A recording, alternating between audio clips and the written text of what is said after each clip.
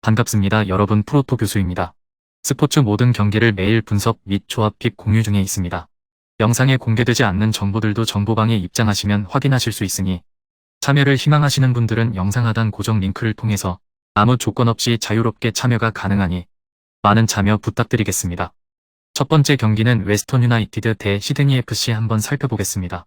웨스턴 유나이티드는 최근 3경기 2무 1패로 좋지 못한 페이스로 경기가 이어지고 있는 중입니다.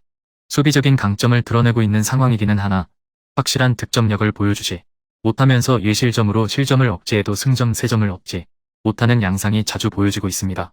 물론 라인을 낮추고 대응하는 웨스턴 유나이티드의 팀 기조는 감안을 해야 하나 선수들의 결정력이 매우 떨어지는 상황인 것은 사실입니다.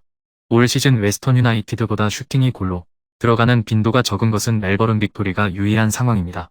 브리오비치가 나름대로의 생산성을 보여주고 있기는 하지만 출전 시간을 길게 부여받고 있지는 못한 상황인데 아무래도 32세라는 나이로 인한 체력 저하를 구단에서 관리해주고 있는 것으로 보입니다. 시드니는 기복이 심한 모습을 보이고 있습니다. 결국 좋지 못한 수비력이 발목을 잡는 케이스로 지난 경기에서도 2골을 넣으면서 2대1로 앞서 나가는 모습을 보여주었지만 후반이 시작되자마자 동점골을 허용하면서 승점 1점에 만족해야 하는 상황에 직면하고 말았습니다. 시드니는 웨스턴 유나이티드와는 다르게 라인을 올리고 과감하게 수비 리스크를 짊어지고 전진하는 스타일입니다. 다만 전반적으로 상대가 라인을 내리는 양상이 짙은 홈에서는 무득점 비중이 상당히 높은 편인데 웨스턴 유나이티드가 홈에서도 공격적으로 나서는 빈도가 높지는 않다 보니 득점력이 생각보다는 떨어질 가능성도 배제하기는 어렵죠. 영건 우드 정도를 제외하면 공격진의 선수들이 모두 30대를 넘긴 상황이라 팀 기동성도 기복이 상당히 커 보입니다. 최근 웨스턴 유나이티드가 수비적으로 나서고 있음에도 경기당 실점이 하나씩은 꼭 나오고 있을 정도로 수비적인 스탯이 아주 좋지는 못해 시드니의 승리를 예상해도 좋을 것으로 보입니다. 물론 시드니도 수비적으로 리스크를 지고 경기를 하는 타입이라 웨스턴 유나이티드도 한 골 정도의 성과는 바라볼 수 있는 상태로 다득점 양상도 고려할 매치로 보여집니다.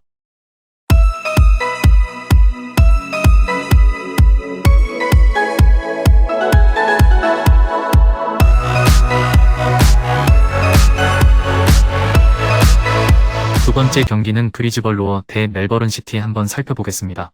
브리즈번은 2연패로 팀의 컨디션이 좋다고 보기는 어려운 상태, 수비적인 장점은 있는 팀이지만 결국 승점 3점을 가져오려면 득점력이 필요하다는 것을 보여주고 있는 상태입니다. 현재 최근 5경기에서 멀티 득점을 성공시킨 적은 한 번도 없는 상태. 다만 멜버른 시티의 경기 플랜을 감안하면 브리즈번이 이번 경기에서도 후방에 인원을 많이 두면서 수비적으로 나서는 기존의 플랜을 바꾸지는 않을 것으로 보입니다. 멜버른 시티의 주요 공격진의 퀄리티는 브리즈번에게도 상당히 부담스러운 상태, 수비로 상대의 중앙 빌드업을 막아내고 공격은 아르디네로가 배치된 전방으로 다이렉트하게 붙여주는 방식이 유력할 것입니다. 다만 이 방식으로는 멜버른 시티가 한 골만 성공시키더라도 승부가 어렵다는 단점이 있는데 멜버른 시티의 물오른 공격진을 상대로 무실점까지 가능할지는 의문입니다. 멜버른 시티는 웨스턴 시드니와 1대1로 비겼습니다. 무패 행진은 4경기로 늘렸지만 연승을 마무리한 것이 아쉬웠던 경기, 상대가 중앙 밀집형 전형으로 나서자 압도적인 경기를 만들고도 득점에 번번이 실패하는 모습을 보이고 말았습니다. 그래도 지난 경기에서 기대 득점은 2골이 넘었던 만큼 데클라렌과 렉기 필드의 공격진은 활발하게 움직였습니다. 데클라렌이 유효 슈팅을 하나도 만들어내지 못한 것이 아쉽기는 했지만 중앙 밀집형 포메이션을 상대로 정교한 슈팅이 어렵다는 것은 감안해야 합니다. 문제는 이번 경기의 상대인 브리즈번도 중앙을 완벽히 틀어막고 후방 안정화 위주로 경기를 풀어나간다는 점, 지난 시즌에 비해 경기력에서 압도적인 맛은 많이 줄었기 때문에 생각보다 득점력이 따라주지 않을 가능성도 있습니다. 멜버른 시티가 우세한 상황을 만들 수 있을 것입니다. 브리즈번이 후방에 최대한 많은 인원을 두고 수비적으로 나설 가능성이 높아 멜버른 시티가 경기를 장악하는 모습을 만들어 볼 수 있을 것입니다. 다만 중앙 밀집형 포메이션을 선택한 팀을 상대로 공격진이 생각보다 결정력을 발휘해주지 못하는 모습, 브리즈번도 수비적인 강점은 가지고 있어 언더 양상으로 경기가 진행될 가능성이 높습니다.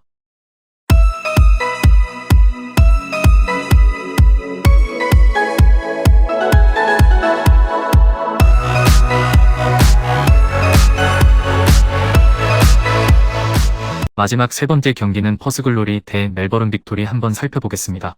퍼스글로리는 상승세가 굉장히 가파릅니다. 부진을 겪으면서 꼴찌까지 떨어졌던 순위는 이제 9위까지 상승한 상태입니다. 지난 경기에서 시드니에게 2골을 허용하기는 했지만 최근에는 실점 억제 능력이 상당히 상승한 모습을 보여주고 있는 것이 반전의 계기로 꼽히고 있습니다. 사실 지난 경기에서도 롤리에게 허용한 선제골은 박스 바깥에서 이뤄진 중거리 슛이라 참작의 여지는 있는 편이죠. 중앙에 3명의 미드필더를 배치하면서 간격 조절이 잘 되고 있고 침투 공간을 최대한 억제하는 모습을 보여주고 있는 상태입니다. 지난 경기에서는 시드니의 공격적인 기조를 부담스러워해 500을 가동하면서 아예 후방 위주의 경기를 풀어가기는 했지만 멜버른 빅토리의 공격력을 감안하면 지난 경기처럼 극단적인 수비 양상을 띠지 않더라도 실점 억제에 큰 문제는 없을 것으로 보입니다.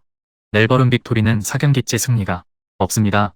지난 경기에서 1대1로 애들레이드와 비겼는데 3연패의 늪에서 빠져나온 것을 위안으로 삼아야 할 것으로 보입니다. 득점력이 너무 떨어지는 것이 안타까운 상황으로 11월 첫 경기를 4대0으로 이긴 이후 멀티 득점을 기록한 경기는 한 번도 없었습니다. 사실 지난 경기 다고스티노의 골도 박스 바깥에서 기록한 중거리 슛이었기 때문에 운이 상당히 따라주었던 골이었습니다. 슈팅 숫자는 15개였지만 박스 바깥에서 9개가 나왔을 정도로 공을 박스 안으로 침투시키는 것을 어려워하고 있는 상태죠.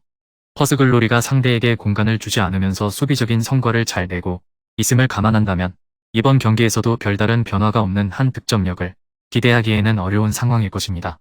퍼스글로리의 우세를 예상합니다. 멜버른 빅토리가 최근뿐만 아니라 올 시즌 전반적으로 득점 난조에 시달리고 있는 상황이죠. 퍼스글로리가 최근에는 공간을 최대한 차단하면서 수비적으로 성과를 꽤 내고 있기 때문에 멜버른 빅토리가 퍼스글로리의 골문을 위협할 찬스를 많이 만들지는 못할 가능성이 높습니다. 금일 경기들은 이렇게 알아보았습니다. 좀 더 다양하고 많은 정보를 원하시는 분들은 영상 하단 댓글에 링크 클릭 후 문의하시면 아무런 조건 없이 정보방 입장 가능하니 입장하셔서 정보 받아보시길 바라겠습니다. 그리고 영상에서 리뷰하지 않은 디테일한 정보와 조합픽은 매일 교수 정보방에서 공유하고 있으니 꼭 참여해보시길 권장드리며 이번 영상은 여기까지 하겠습니다. 시청해주셔서 감사드리며 늘 여러분들의 건승을 기원합니다. 감사합니다.